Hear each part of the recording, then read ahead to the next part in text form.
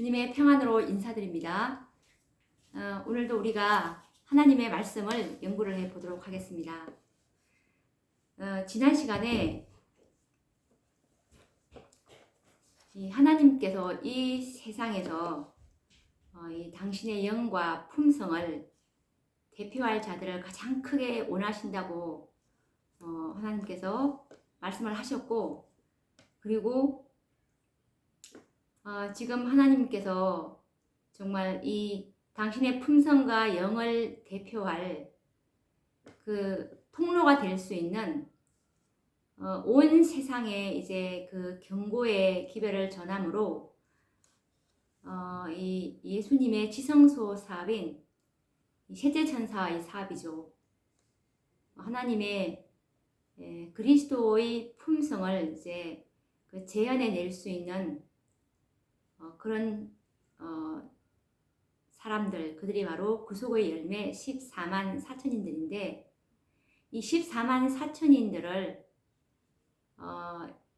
인치는 사업이 다 마쳐질 때, 살아계신 하나님의 인을 받는 이 14만 4천인들의 수요가 다 채워질 때 예수님의 지성소 사업이 끝나기 때문에 예수님께서는 이제 이 지성소에서 나오시고 은혜의 시기가 이제 마쳐지며 온 세상에 이제 살고 있는 사람들의 운명은 이제 그때 다 끝이 나게 될 것입니다.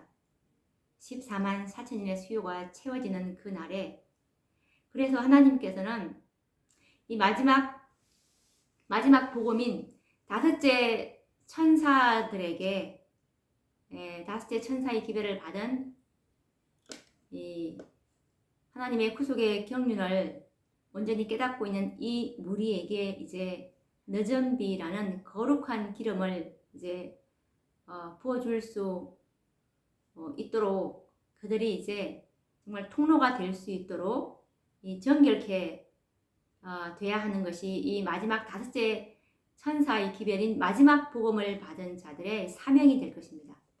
그래서 이 세상에 비칠 마지막 자비의 빛은 바로 이 다섯째 천사의 복음은 하나님의 그 사랑의 품성을 드러내는 일이 이 그들의 가장 이 마지막 교회의 가장 큰 사명이자 이제 특권이기도 할 것입니다.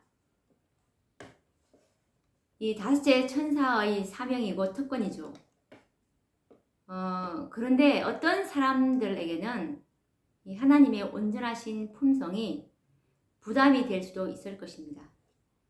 왜냐하면 우리의 이 썩을 육체 속에는 악한 본성들이 숨어 있지 않습니까? 그래서 정말 기회만 되면은 각양 이 악한 본성에서 각양 그 탐심을 이루려는 악의 세력들을 우리는 느끼고 있다는 사실입니다.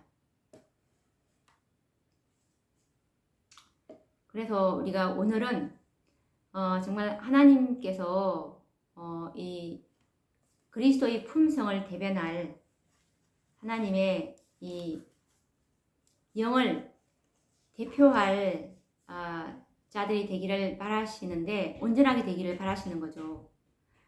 그런데 오늘은 우리가 어떻게 이 온전하게 될 수 있을까라는 이 문제에 대해서 이 다섯째 천사의 사명이 이제 온전하게 이제 되어야 하는 것인데, 그것이 바로 이 지성소의 요구이고 율법의 요구입니다. 이 지성소에는 율법의 요구가 이제 이루어져야 지성소의 마지막 속죄 사업이 마쳐지고 이 죄가 도말됨으로 이 구속의 경륜이 마쳐지는 것인데, 현실적으로는 우리의 이 썩을 육체 속에 악한 본성이 숨어 있어서 정말 이 악의 세력을 우리가 수시로 느끼고 있다는 것입니다. 그래서 어떻게 하면 우리가 이 완전하신 이 품성, 이 품성에 도달할 수 있을까? 우리가 이 문제를 연구해 봐야 되겠죠. 그래서 우리 이 그리스도인들은 이런 고민을 많이 합니다. 나는 언제 그리스도와 같은 품성으로 변화될 수 있을까? 이렇게 근심하는 양심적인 영혼들이 있습니다. 그런데 우리는 이 자신을 바라보면서 침륜에 빠질 필요가 없다는 사실입니다.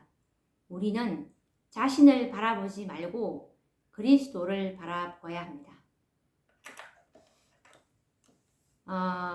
우리에게는 아무런 희망이 없습니다. 우리 자신에게선. 오직 우리의 희망과 소망은, 우리의 힘과 우리의 의는 오직 그리스도에게만 있기 때문인데요.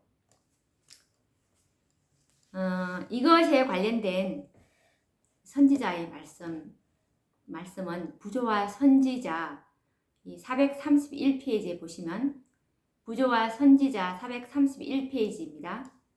아무도 자기 자신을 구원할 능력을 가진 것처럼 자기 자신을 바라보지 말라.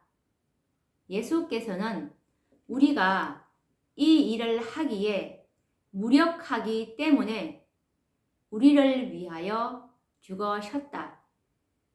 예수 안에는 우리의 소망과 우리의 칭의, 즉 구원이죠.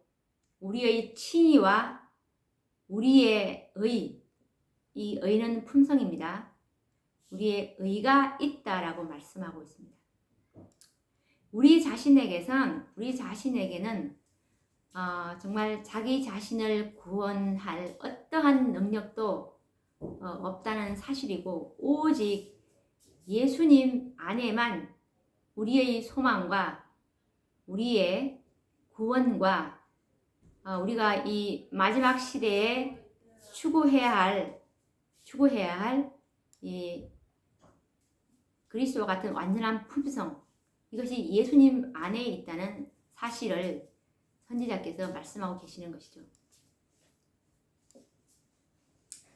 이 지성소의 요구는 온전함, 거룩함인데, 이 거룩함은 그리스도를 통해서 주시는 하나님의 선물입니다. 이것은 우리가 노력해서 도달할 수 없는 곳에 위치해 있기 때문에 이것은 온전한 하나님의 선물이 되어야 하는 것입니다. 이것에 관련된 선지자의 말씀은 영문시조 1902년 12월 17일자 말씀인데요. 한번 보도록 하겠습니다. 거룩함은 그리스도를 통해서 주시는 하나님의 선물이다. 그들은 그분의 영적 자녀들로서 거듭나고 의와 참된 거룩함으로 새롭게 된다. 그분의 형상을 따라서 성령으로 말미암아 변화되어 영광에서 영광으로 변화된다. 라고 말씀하고 계십니다. 예수님께서 우리를 그분의 형상을 따라서 이제 성령을 통해서 우리를 이 영광에서 영광으로 변화시켜 주실 것입니다. 그래서 그리스도는 우리의 소망이 되시고 생명과 그리고 우리의 이 품성이 되시는 것입니다. 하나님께서는 예수님을 이 선물로 주셨습니다. 그리고 그분으로 하여금 우리의 구원과 거룩함과 의로움이 되게 하셨습니다.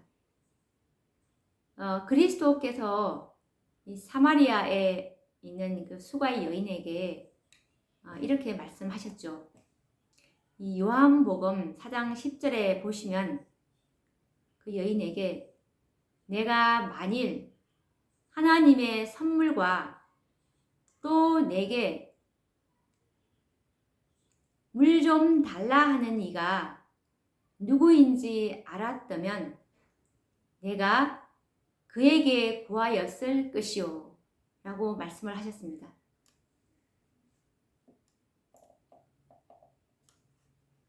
하나님께서 어떤 선물을 우리에게 주셨는지 우리는 깊이 생각해야 합니다. 또한 우리는 예수님을 깊이 생각해야 합니다. 하나님께서는 그리스도 안에서 우리를 위한 큰 선물을 예비하셨음을 발견하게 됩니다. 그래서 우리는 우리를 위해서 예비하신 이 선물을 믿음으로 우리가 받아야 하는 것입니다. 우리의 칭의와 우리의 이 의는 다 선물이라는 것이죠. 이것은 다 은혜이고 믿음을 통해서 우리에게 정말 간절히 정말 소망하는 자에게 이것이 그저 주어지는 은혜라는 것입니다. 우리에게는 이 온 땅을 그의 영광, 이 영광은 품성인데요. 그의 영광으로 환하게 하는 이 큰 능력과 권세 있는 복음이 주어졌습니다. 그것을 우리는 요한계시록 18장 이 천사에게서 발견하게 됩니다. 다시 한번 그 말씀을 한번 확인해 보도록 하겠습니다. 요한계시록 18장 1절 말씀인데요. 이 일 후에 다른 천사가 하늘에서 내려오는 것을 보니 큰 권세를 가졌는데 그의 영광으로 땅이 환하여지더라 라고 말씀을 하셨습니다. 이 기별, 이 복음은 1888년 이 능력 있는 복음을 가진 이 천사가 이 땅에 1888년도에 이제 내려왔는데 이 계시록 18장 1절에 있는 이 일 후에 다른 천사, 요한계시록 14장에 있는 셋째 천사의 기별 이후에 내려온 이 천사죠. 우리는 이것을 순번적으로 쉽게 이제 넷째 천사라고 부르기로 했는데 정말 이 넷째 천사, 다섯째 천사 이렇게 하면 거부 반응을 많이 나타내시는 분들이 많이 있는데 사실 이것은 우리가 이 십계명도 이 출애굽기에 보시면 첫째 계명, 둘째 계명 이런 게 없고 우리가 사람들이 이제 그 쉽게 임의로 번호를 붙여서 이렇게 알기 쉽도록 이해를 하기 위해서 이렇게 붙인 것처럼 이 또한 마찬가지로 이 요한계시록 14장에 있는 셋째 천사의 기별 이후에 하늘로서 내려온 하나님의 기별이기 때문에 그래서 요한계시록 18장 1절에 이 일 후에 하늘에서 이제 이 다른 천사가 내려오는 것을 보니 라고 이렇게 말씀하셨듯이 하늘에서 내려온 네 번째 기별이죠. 그래서 이 네 번째 기별, 계시록 18장 천사의 기별은 도대체 어떤 복음을 가지고 이 땅에 내려왔는지 한번 우리가 확인을 해 보도록 하겠습니다. 이것은 목사와 복음 교역자에게 보내는 권면 91페이지에 있는 말씀을 한번 확인해 보도록 하겠습니다. 이 요한계시록 18장 1절에 그 기별은 우리가 이 복음 성경 화이트 주석에 보시면 계시록 18장 1절에 화이트 주석에 보시면 18장 1절에 이 일 후에 다른 천사가 하늘에서 내려오는 것을 보니라는 이 다른 천사는 이제 기별인데 이 천사는 어떤 기별인 것인지 이 화이트 주석에도 잘 나와 있어요. 요한계시록 18장 1절에 화이트 주석에 보시면, 복음 성경에 있는 화이트 주석에 보시면 이 그리스도의 의에 관한 계시라는 이 작은 제목이 나오는데, 그리스도의 의를 가지고 그리스도의 품성을 가지고 이 땅에 내려왔다는 것입니다. 그러면 이 그리스도의 의에 관한 계시가 무엇인지, 그것에 관련된 자세한 설명은 목사와 복음 교역자에게 보내는 권면 91페이지에도 자세하게 나와 있습니다. 그것을 한번 확인을 해 보도록 하겠습니다. 보시면 이 기별은 1888년도에 이제 존스와 와그너라는 두 목사를 통해서 이 재림교회의 대총회가 열리고 있었던 이 미네아폴리스 총회에 이 기별이 전해졌다는 사실입니다. 한번 읽어보도록 하겠습니다. 주님께서는 크신 자비를 베푸셔서 와그너와 존스 목사를 통해 그분의 백성들에게 지극히 소중한 기별을 보내셨다.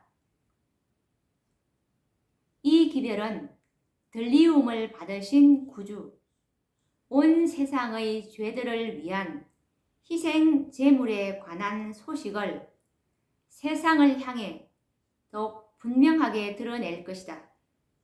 그것은 보정물을 믿음으로 말미암는 칭의를 제시하였다. 그것은 백성들에게 그리스도의 의를 받아들이도록 초청했는데, 이것은 하나님의 의를 받아 하나님의 모든 계명에 대한 순종으로 나타난다. 많은 사람들은 예수님을 시야에서 잃어버렸다. 그들은 그분의 거룩한 인격, 공로, 인간 가족들에게 행하신 변함없는 사랑을 주목할 필요가 있었다. 모든 권세가 그분께 주어졌으므로 그분은 인간들에게 풍성한 은사를 나누어 주시며 값으로 헤아릴 수 없는 그분 자신의 의를 속절없는 인간 대리자들에게 나누어 주신다.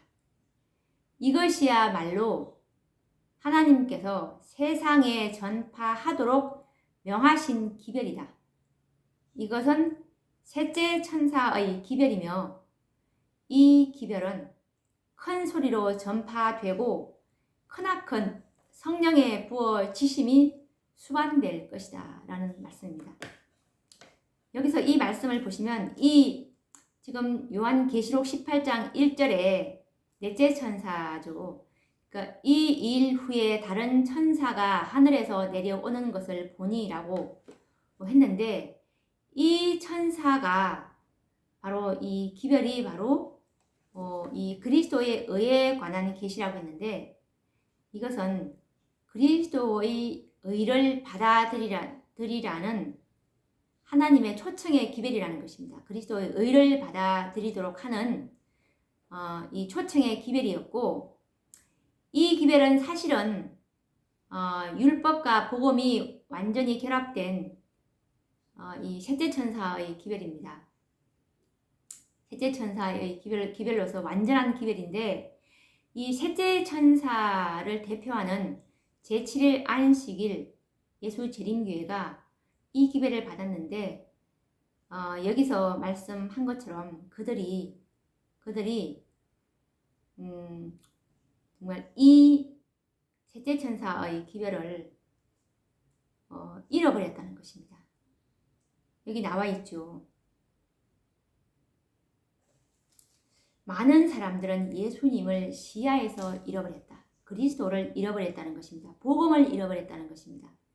이 복음은 이 셋째 천사의 사업을 하도록 부름받은, 즉 살아계신 하나님의 인치는 예수님의 지성소 사업을 교회가 협력해서 이제 완성을 해야 할 것인데, 이 지상에 있는 교회가 이 복음을 잃어버렸다면 예수님의 지성소 사업을 어떻게 다 끝마칠 수가 있겠습니까? 그래서 이 하늘에서 다시 한 번 더 잃어버린 복음을 다시 한 번 더 이 땅에 네 번째로 이것이 내려온 기별이었고, 기별은 셋째 천사의 기별입니다. 왜냐하면 셋째 천사의 기별로 이 사업은 맞춰지기 때문에 넷째 천사이든 다섯째 천사이든 계시록 18장에 있는 두 번의 기별은 다 이 복음이고, 이것이 내용은 셋째 천사의 기별이라는 것입니다. 셋째 천사의 기별이 이 살아계신 하나님의 인침을 받을 수 있는 이 그리스도의 의에 대한 예수님의 완전한 품성을 받으라는 이 초청의 기별이기 때문에 그렇습니다. 그래서 이 하나님께서는 이 그리스도의 의, 그분의 완전하신 품성을 받아들이도록 초청한 기별이었다는 것입니다. 이것은 정말 값으로 헤아릴 수 없는 그분 자신의 의를, 예수님의 품성을 속절없는 인간 대리자들에게 선물로, 은혜로, 믿음으로 정말 간절히 원할 때 이것을 부어주시겠다는 그 초청의 기별이라는 것입니다. 이 기별은 우리가 그분의 흠없는 품성을 받기 때문에 정말 성령이 부어줄 수 있는, 늦은 빛 성령이 부어질 수 있는 이 기별이라는 것이죠. 이것은 정말 지극히 소중한 기별이고, 모든 백성들에게 이 칭의, 이 구원을 제시하였다는 기별입니다. 이 구원과 그리고 이 품성까지 우리에게 이 그리스도의 의를 받게 되면은 이것이 다 우리에게 주어지는 선물이라는 것이죠.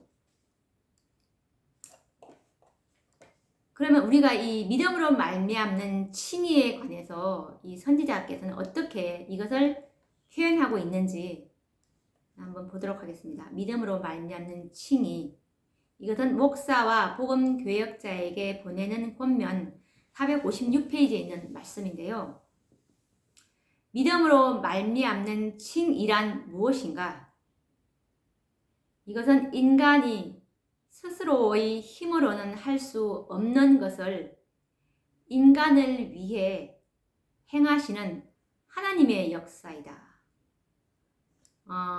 이 믿음으로 말미암는 칭의는 인간의 힘으로는 스스로의 힘으로는 도저히 할 수 없는 것을 하나님이 인간을 위해서 행하시는 하나님의 역사라는 것입니다.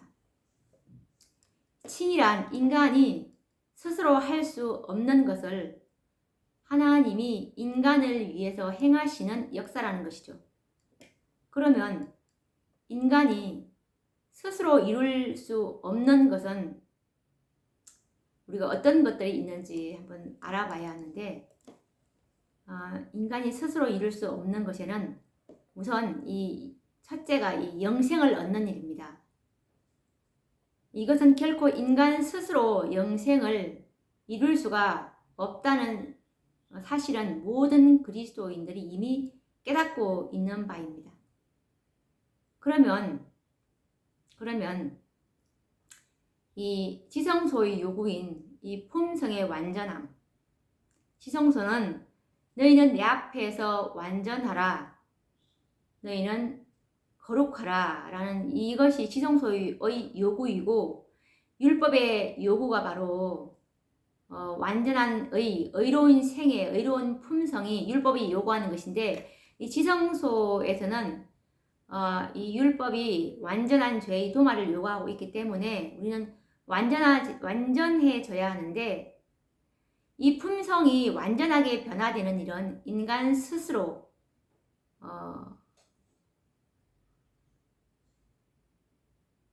가능한 일일까요? 우리가 영생 얻는 이런 인간 스스로 결코 이룰 수 없다는 사실을 다 알지만 이 품성의 완전, 지성소의 요구인 품성의 완전은 정말 인간 스스로 이것은 우리가 이룰 수 있는가 한번 생각해 봐야 되겠죠. 그런데 이것은 이 말씀의 지식이 별로 없는 초신자들은 매우 쉽게 대답할 수 있을 것입니다. 그것은 불완전한 것이라고, 그것은 불가능하다라고 말이죠. 그런데 이 성경과 예언의 신, 이 선지자의 글, 화해 선지자의 글들을 많이 이 연구한 노련한 이 신자들은 오히려 이 문제에 대해서 대답하기가 매우 난처하고 힘들어할 것입니다. 왜냐하면 이 성경과 이 예언의 신인 증언의 말씀에서 믿음으로 온전한 생애를 살 수 있다는 말씀을 많이 이 선지자의 글에서 발견하고 있기 때문입니다. 그런데 이 현실적으로 자신의 생애가 흠과 점이 없는 생애, 생각으로라도 범죄하지 않는 그런 생애와는 자신의 생애가 현실적으로 너무나 동떨어져 있기 때문에 미궁에 빠져 있는 그리스도인들이 많다는 사실입니다. 그런데 어떤 이들은 이렇게 말을 합니다.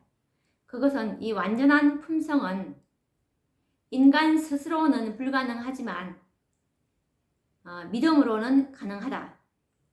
이렇게 자신 있게 말하는지도 모릅니다. 물론 그 말은 틀린 것이 아니죠. 증언의 말씀에는 그렇게 말씀을 하고 있기 때문에 한번 확인을 해보도록 하겠습니다. 이 시대의 소망 123페이지에 보시면 이런 말씀을 선지자께서 하고 계십니다. 예수께서는 이 세상 임금이 오겠음이라. 그러나 저는 내게 관계할 것이 없다. 요한복음 14장 30절 이라고 말씀하셨다. 그는 죄를 짓기로 동의하지 않으셨다. 여기서 그는 예수님이죠. 그는 생각으로라도 시험에 굴복하지 않으셨다. 우리도 그렇게 할 수 있다. 여기 이 시대의 소망 123페이지에서도 예수님이 생각으로라도 시험에 굴복하지 않은 것처럼 우리도 이렇게 할 수 있다는 것이죠. 우리도 이런 내용의 말씀을 우리는 많이 찾을 수 있는데요. 이 화해 선지자의 말씀에서. 그런데 또 화해 선지자께서 쓰신 또 다른 말씀에서 또 이런 말씀을 또 하고 계십니다. 이런 말씀을 또 볼 때는 매우 난처한 생각이 드는데 한번 어떤 말씀인지 한번 보도록 하겠습니다. 사도행적 561페이지 말씀을 보시면 사도행적 561페이지 말씀입니다. 사도들과 선지자들 중 어느 누구도 죄가 없다고 주장한 적이 없다. 하나님과 가장 가까이 생애한 사람들, 고의로 악행을 하기보다는 차라리 생명 그 자체를 희생하고자 한 사람들, 하나님께서 거룩한 빛과 능력으로 영화롭게 하신 사람들도 그들의 본성에 죄악이 충만함을 고백하였다. 라는 말씀입니다. 이 말씀에서 우리가 지금 읽었다시피 어느 누구도 죄가 없다고 주장한 적이 없고 정말 이런 분들, 그래서 하나님과 이 사도들과 선지자들 중에서 어느 누구도 죄가 없다고 주장한 적이 없었고 정말 하나님과 가장 가까이 생애한 사람들, 정말 생명 그 자체를 희생하고자 한 사람들,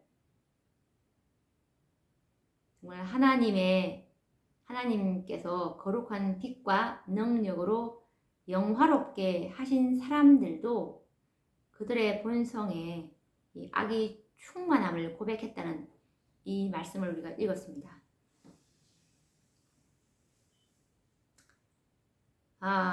정말 이 또 다른 말씀을 한번 또 보도록 하겠습니다. 사도행적 561페이지 말씀을 또 보시면 내 속, 내 육신에 선한 것이 거하지 아니하는 줄을 아노니 기록하는 천사들로 하여금 하나님의 백성의 거룩한 싸움의 역사를 기록하게 하며 그들의 기도와 눈물을 기록하게 하라. 그러나 인간의 입술에서 나는 죄가 없다, 나는 거룩하다, 는 선언을 바람으로 하나님께 욕을 돌리지 말라. 라는 이 말씀입니다. 우리 본성의 죄악이 충만하고 그리고 나는 죄가 없다, 나는 거룩하다. 즉 내 육신에는 선한 것이 거하지 않는다라는 고백이죠. 그리고 이 청년에게 아니요 사도행적 562페이지 말씀을 한번 또 그 뒷부분을 다시 한번 또 읽어보도록 하겠습니다. 사도행적 562페이지에 있는 말씀인데 거룩하다고 크게 공언하고 싶어하는 사람들은 하나님의 율법의 거울을 들여다보라. 그들이 율법의 원대한 요구를 깨닫고 마음의 생각과 의도를 감찰하는 율법의 일을 깨달을 때 죄 없다고 자랑하지 않을 것이다. 만일 우리가 죄 없다 하면 스스로 속이고 또 진리가 우리 속에 있지 아니할 것이요. 이 말씀에서도 이 거룩하다고 정말 이 크게 공언하고 싶어하는 사람들은 이 하나님의 율법의 원대한 요구를 이제 깨닫고 그리고 마음의 율법은 드러난 행위뿐만이 아니라 마음의 생각과 의도와 동기까지도 이제 감찰하는데 이런 율법의 일을 이제 깨달았을 때 나는 죄가 없다라고 자랑하지 않을 것이라는 것입니다. 우리가 이 말씀들을 이제 쭉 읽어보았는데 이 말씀들의 이제 결론을 내보자면 정말 이 아까 우리가 읽은 것처럼 영혼을 죄로서 더럽히기보다는 하나님의 율법을 범하는 것보다는 죽음을 택하겠다.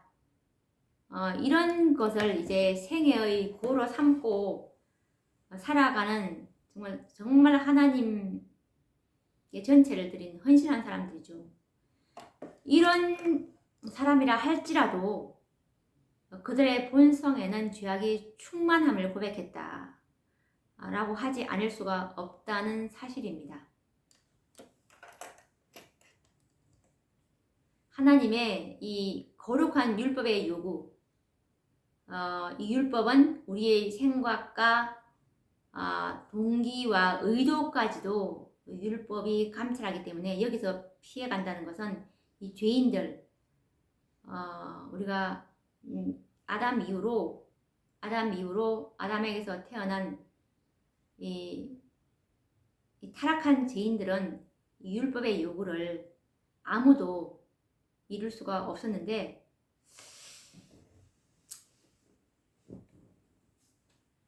그래서 우리가 우리의 본성은 정말 악이 충만한데요. 이 본성은 이 악이 충만한 우리의 본성은 이 썩지 않을 육체로 변화되기 전까지 불멸의 몸으로 예수님 오실 때 재림할 때 우리가 이제 불멸의 몸으로 변화되는데 이 썩을 육체가 변화되기 전까지는 불멸의 몸으로 변화되기 전까지는 어떤 인간도 나는 흠과 점이 없다라고 말할 수 있는 사람은 아무도 없다는 사실입니다. 오직 예수 그리스도만이 흠과 점이 없는 생애를 사셨고 그분만이 이 요한복음 4장 46절 요한복음 이 8장인가요? 8장 46절 말씀처럼 누가 나를 죄로 책 잡겠느냐라고 말씀하실 수가 있는 것입니다. 그렇다면 우리가 이 본성의 죄악이 충만한 우리가 어떻게 이 늦은 비를 받을 것이며 어떻게 이 14만 4천인에 들어갈 것인가 하는 문제이죠. 그래서 이 늦은 비를 받을 사람은 흠과 점이 없는 생애가 되어야 하고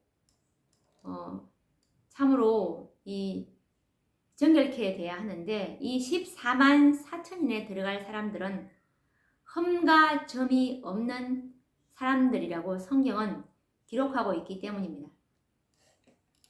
그런데 이 1888년 이 요한계시록 18장에 1절에 있는 이 기별을 와그너와 존스라는 이 두 기별자를 통해서 하나님께서 우리에게 보내셨다는 이 사실은 너무나 우리 죄인들에게는 너무나 고무적인 소식입니다. 이것은 지성소의 요구를 이루어주는 복음이기 때문에 그렇죠. 왜냐하면 그리스도께서는 자신의 의, 곧 그분의 완전하신 품성을 받아들이도록 초청을 하시면서 그리고 또 칭의를 제시하셨습니다. 칭의는 우리에게 영생을 구원을 주는 기별이죠. 그리고 또 백성들에게 그리스도의 의, 품성을 받아들이도록 초청을 하셨습니다. 값으로 헤아릴 수 없는 그분의 의, 예수님의 완전하신 품성을 속절 없는 인간 대리자들에게 나누어 주시겠다고 제의하신 기별입니다. 이 주님의 품성은 흠과 점이 없는 품성이지 않습니까? 그래서 주님께서 자신이 인간으로 오셔서 이 땅에 인간으로 오셔서 정말 하나님의 모든 율법을 계명을 지키시면서 마련하신 그 품성이죠.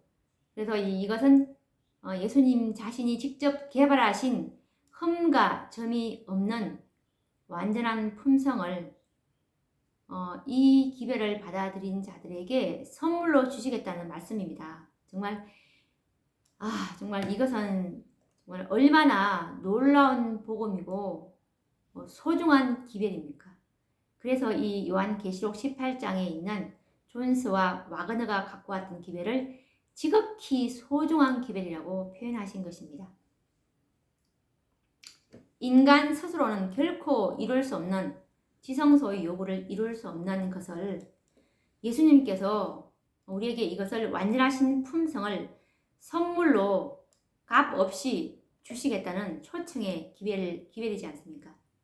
그래서 이 늦은 비를 받기에 합당한 품성을 선물로 받을 수 있다는 이 복음이고 14만 4천인이 될 수 있는 흠과 점이 없는 품성을 선물로 주신다는 이 기별이야말로 정말 온 세상에 큰 소리로 전파되어야 할 복음이 아니겠습니까?